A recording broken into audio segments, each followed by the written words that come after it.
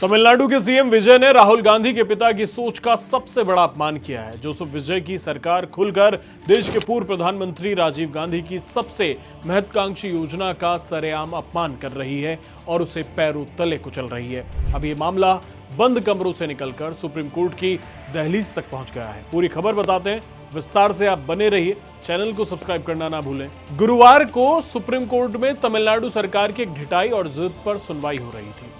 Madras high court ने राज्य सरकार को एक आदेश दिया था कि तमिलनाडु के हर जिले में एक नवोदय विद्यालय खोला जाए, लेकिन थलापति विजय की सरकार तैयार नहीं है। उन्होंने इस फैसले के खिलाफ सुप्रीम कोर्ट में याचिका दायर कर दी। जस्टिस बीवी नागरत्ना और जस्टिस आर महादेवन की पीठ ने मामले में सुनवाई की। राज्य सरकार की तरफ से पेश हुए एडिशनल सॉलिसिटर जनरल ने कोर्ट में मामले को लटकाने की कोशिश की। जस्टिस नागरत्ना ने तमिलनाडु सरकार के गाल पर करारा तमाचा मारा। जस्टिस नागरत्ना ने दो टूक शब्दों में कहा कि आपके यहाँ नवोदय विद्यालय होने ही चाहिए, आप इससे भाग नहीं सकते। सारा खर्च केंद्र सरकार उठाएगी, आपको सिर्फ जमीन उपलब्ध करानी है, बाकी सभी राज्यों में नवोदय विद्यालय हैं, आप तमिलनाडु को इससे क्यों वंचित रख रहे हैं। कोर्ट ने साफ कह दिया कि बहानेबाजी नहीं चलेगी। अब समझिए कि आखिर इस नवोदय विद्यालय से तमिलनाडु के राजनेताओं को इतनी मिर्ची क्यों लगती है।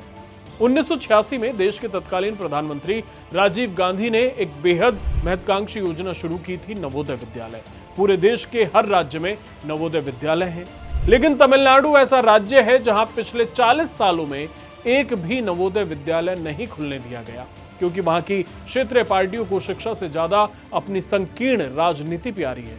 विवाद है त्रिभाषा नीति का। नवोदय विद्यालयों में नियम है कि वहां हिंदी, अंग्रेजी और स्थानीय भाषा तीनों पढ़ाई जाएंगी, लेकिन तमिलनाडु में डीएमके और एआईएडीएमके जैसी पार्टियों ने दशकों से अपनी राजनीति चमकाने के लिए हिंदी का विरोध किया और केवल दो भाषा तमिल और अंग्रेजी की जिद पकड़कर बैठ गए। लेकिन उम्मीद थी कि जब राज्य में थलापति विजय की नई नवेली टीवी की सरकार आएगी तो वो इस सड़ी गली राजनीति को उखाड़ फेंकेगी। विजय खुद को युवाओं का नेता कहते हैं, वो खुद को बदलाव का मसीहा बताते हैं, लेकिन विजय भी उसी डीएमके और एआईएडीएमके के नक्शे कदम पर चल रहे हैं। मजे की बात देखिए, विजय की सरकार को कांग्रेस का पूरा समर्थन हासिल है।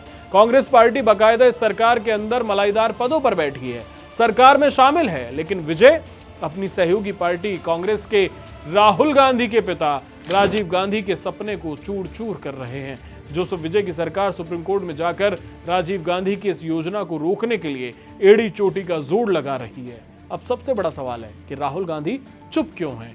आज तमिलनाडु में जब कांग्रेस की बैसाखी वाली सरकार में राहुल गांधी के पिता की सबसे बड़ी शैक्षिक विरासत को विजय कचरे के डिब्बे में डाल रहे हैं, तब कांग्रेस का एक भी नेता विजय सरकार के इस कदम के खिलाफ बोलने को तैयार नहीं।